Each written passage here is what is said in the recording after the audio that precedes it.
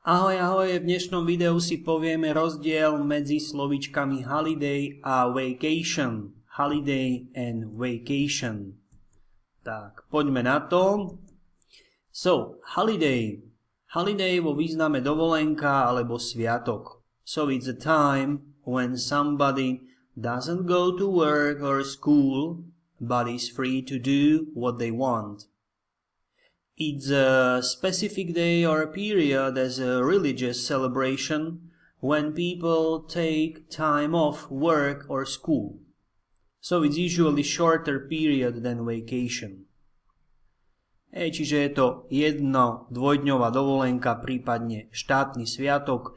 Za holiday sa berú aj Christmas a Easter. So Christmas and Easter are two most important holidays of the year in Europe. Okay. Vacation, dovolenka, so it's a longer period away of work or school for relax, travel, etc. Takže tu už vidíme, že je to dlhšie obdobie. Dlhšie obdobie, keď si mimo práce alebo školy.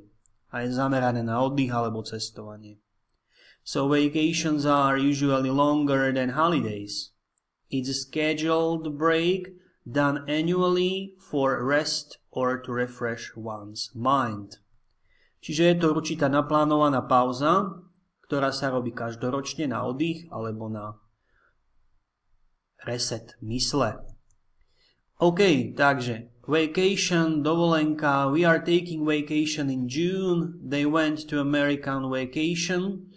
And are you looking forward to your vacation? Teší sa na tvoju dovolenku? Vacation?